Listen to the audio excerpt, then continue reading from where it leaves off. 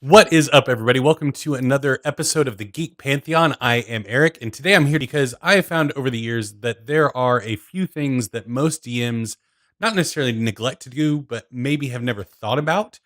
And they can really take your game and step them up to the next level and make the table as a whole feel more cohesive and just like a better time. So here it is, the 4-hour epic, 5 ways to make your game sessions better, even for you.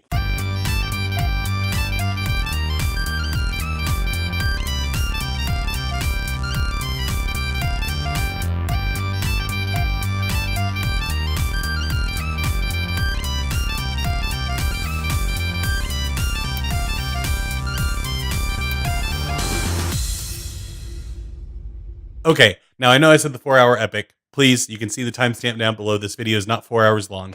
I'm just talking about most game sessions last about 4 hours. So you're trying to craft a 4-hour epic. That's how I approach game sessions. I'm trying to tell a cohesive story over the course of each session. Granted, there will be cliffhangers and, oh, what's going to happen next? I'm not saying that you should have self-contained stories every single time, but I think of it kind of like a TV show or a movie series. The best ones are self-contained stories that you can experience and feel a sense of closure at the end of it. But at the same time, you know it's going to lead into more. Even The Empire Strikes Back ended with a cliffhanger, but still felt like it had a whole story told. So the first tip that I want to give to you all is know your world, not your story. I know that dungeon masters all over the world, myself included, craft epic tales that were going to take years to tell, culminating in an epic battle with a big bad evil guy. That's fine. But before a game session starts, you should be asking yourself some very important questions. Things like, what part of the world are we in? What are some common beasts that wander this part of the world? Are there bandits roaming? What kind of monsters live here? What are the major cities nearby? Any big political or criminal figures that play heavy roles that the players might encounter, or at least encounter the goons of? Asking questions like these about the world that the session is taking place in is vital to running a good game session, because if you know your story really well and you know, okay, they're going to meet this NPC, then they're going to have this encounter, then they're going to meet this NPC, then they're going to go to this location, and I really hope they do this so they can do this, the players are going to go off the rails eventually. Guaranteed. That's why the term going off the rails is just a common turn of phrase in D&D circles, because it happens so often. What's better to do, know your story. Know the story that is happening. But when you narrow down into the session, think to yourself, what are the things that need to happen to get the story moving forward? Those are what you need to know and have in the back of your mind. But what you need to have at the forefront is your world. So when the players are wandering through the forest, they're headed through the woods, and you're anticipating them going to the city because they found a couple clues a while back that, yeah, they're headed to the city. But all of a sudden, they roll perception checks or survival checks or whatever check you have them make, and they spot some ancient ruins. Well, now they're definitely going to go check that out. But wait, no, you're supposed to go to the city because I have this whole thing with an apothecary shop, and you're going to find a scroll there. You're not going to tell that to the players. Just be like, okay, yep, you go to the ruins. And if you're caught too off guard, it's just going to be, you don't find anything there. You ready to go to the city now, please? No. Listen to your players. They want to go check out the ruins. So guess what? You know this world well enough. You figured it out. So you know that in the ancient ruins, there are some guardians there. Skeletons, goblins, ghosts, whatever. Go nuts. And that scroll that you wanted them to find in the apothecary shop, now it's sealed in a chest in the ancient ruins. You're still getting to tell your story. You're still getting to impart this knowledge, but the players feel in control. They have agency. So they think, good thing we checked out these ruins, because now this is a really big clue that, and they don't feel like you led them there. They don't feel like you held their hand and took them to these ruins. They found them. They made the rolls. They didn't even follow the clues that you laid out. That's the first big thing, is know your world. Know your surroundings as a dungeon master, because it is your world. You are the one making it. So if you say there are ancient runes there are ancient runes there. If you say that something works this way, it does. So use that to your advantage. Know the world really well so the players can feel like they have that sense of agency and push things forward while you continue to put your story ahead of them. Which takes me to my next point, which is be the cart, not the horse. As a dungeon master early on, I felt like I had to be the one driving the story, pushing the story forward, pulling the cart. I had to be the one trudging through the mud and making sure everybody stayed on focus, stayed on task, and kept it rolling. That's wrong. I I present the monsters, I present the NPCs, the obstacles, the grand epic tale, all of that. But that doesn't mean that I need to be the one pushing it forward, because then we run into the term railroading, which probably has a worse rap than it deserves, but it's the nature of the beast. Players hear the term railroading. They don't like it. What you do instead is you make your players be the horse. They're pulling the cart. You're in the wagon. You got the baggage. You got the NPCs, the villains, everything, and you're using it to drive the players forward. The metaphor kind of fell apart there at the end. It's fine. So yeah, you take that approach of allowing the players to be the one pulling the story forward. They're checking out the runes. They're going to talk to this NPC. They're going to this shop. And you're just putting the things necessary for the story in front of them where they're going. So they feel like they're the ones discovering it. And you always have these encounters and things like that in your back pocket. So if the players get lost, if they don't know what to do next, boom, drop it in just like you had planned. If they head to the city, great, they're going to go to the apothecary shop like you planned. But in this instance, they've ended up in the ruins. So you take everything about that and put it in the ruins.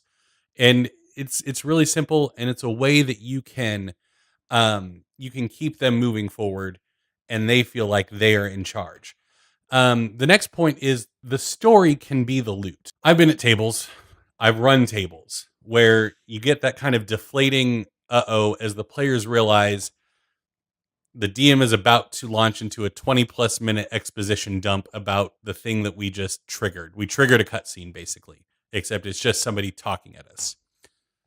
That is not an ideal way to play D&D because your players are no longer playing. That's the biggest problem. If you have a lot of jobs as a dungeon master, and if at any point your job involves stopping the players from playing for 20 minutes, something has gone wrong. So instead, look at this kind of makeshift session we've been setting up where the players have decided to go off the rails, head to these ancient ruins. They encounter these guardians, they find this ancient scroll with the plan, like the spell that the big bad evil guy is going to cast to destroy the world. Well, guess what? The trap door that was going to be in the back shop of the apothecaries, the back room of the apothecary shop, is now in the ancient ruins. It's near the back somewhere. There's a shack or something. You can make it up. You're the DM. And so they get to continue down this path, and they find a prisoner that you originally were gonna have in the city. They find a prisoner that the big bad evil guy's been experimenting on. You're not going to need to launch into a 20-minute long exposition dump because the players are going to start throwing questions left and right at this poor prisoner that they've just rescued of like, what's happening? What's going on? Why are you here? Who took you here? Why were those things guarding you? What's going on? And the players will be invested in the story, and the fact that you're giving them information will be loot unto itself. And so they're going to start investigating other ruins, haunted houses. They might even go into the city and check out that apothecary shop, whatever. And they're going to be doing it to try and find out more about what's going on to further this investigation. I mean, they're still going to be super stoked about the magic sword that you give them. They are human after all, but they're going to want to know more about the story, so you can sprinkle the story in as a form of loot for the player. The next thing is be the villains that you want to see at the table. And I'm not talking about big bad evil guys. Those obviously need to be well fleshed out, have motivations, all of that stuff. 99% of DMs know that. I'm talking about the rank and file. I'm talking about the average monster CR 1/2 that you throw on the table for an encounter and don't think anything else of. I've run encounters and I've been in combat encounters where those things may as well have just been wooden blocks that I was trying to chop down because they had no personality, they had no motivation, they had no voice. They simply existed to be in the party's way. And what we should be doing instead is injecting these rank and file bad guys with personality, with agency and ambitions and desires. You should not write an in-depth backstory for soldier number 47. That's not what I'm saying. But treat them as groups. Treat them as a group of bad guys. And what is this group's motivation? If the party is wandering through the woods and they are level 5, the pack of wolves that attack them, the wolves' survival instinct tells them that the party is not easy prey, just by the way they look, their size, whatever. So the wolves must have a reason for attacking the party, because it's not just for fun. It's not just for a normal meal. So why are the wolves attacking the party? Are they starving? Are they territorial and there's a cave nearby that the party could explore? Are they under the control of an evil wizard? Answering that question of why are the wolves attacking the party, you play those wolves as 3 completely different ways based on the 3 examples I gave. If they're starving, then you describe how you can see their ribs and they're fighting with desperation. With the territorial, they're only attacking the closest party members, and the people that, like the wizard that's way in the back, they're not even paying attention to the wizard, even though the wizard is dealing damage because the wizard is outside of their territory, not a threat. Well, you know what I mean. Or if they're under control of even evil wizard, you talk about their eyes being glazed over. It seems like they're being puppeted. They're being controlled. It doesn't seem like they're totally wanting to attack. So that just injects a bit more flavor into those encounters and makes the party go, what's happening? What's going on? The last point that I want to talk about is do not be afraid as a dungeon master to sit back and enjoy the show. That is one of the big things that I see dungeon masters do is they will feel like they constantly need to be injected into a scene, injected into the story, making sure that things are going the way that they need to go. Leave that alone. If you have the party talking about the next big plan of what they want to do, and they are content to sit there and talk it out for 20, 30 minutes, let them.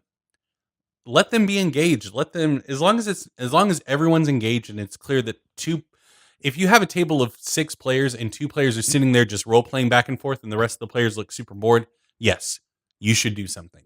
But if it's a group effort and everybody's in on it, let them go. Some of my favorite sessions are the ones where I do the least amount of talking at the table. Now, most dungeon masters do most of the talking at the table. I've met plenty of dungeon masters that are phenomenal DMs that run their tables that way. I try to make it to where everybody's talking about an equal amount through role play, through describing actions, things like that. But if you have a situation where the party are talking to each other, one of my games, there's a lot of, I don't want to say conflict, but there's disagreement between the party members, and they will get into it and go back and forth and debate. I let them do it. I just sit there, smile, wait for him to wrap it up, and then we continue with the story. And everybody has a great time. Everybody enjoys it, and we move on. So don't be afraid to just sit back and let the players take over for a bit. Give yourself a break. Like, because the more that you talk and the more that you go on and on and on without giving the players a chance to engage and invest in the story, the more likely cell phones are going to come out. Bathroom breaks are going to become more frequent. Dice towers are going to start getting built. So you want to make sure that the players are still engaging with you and with the story as much, if not more, than you are doling out that information. So anyway, I hope you all have enjoyed this video. Let me know down in the comments what you think. Let me know down in the comments what tips you have from your years of DMing, from your tables of what works really well for you. If you want to head on over to our Facebook group, the Geek Pantheon, we're also on Twitter and Instagram at the Geek Pantheon. Go check us out over there. And if you like what we do and would like to see it done just a little bit better, we have a Patreon, patreon.com/the Geek Pantheon, where you can come join that community and support the show. Anyway, thank you all so much. Once again, I am Eric, and I will see you next time.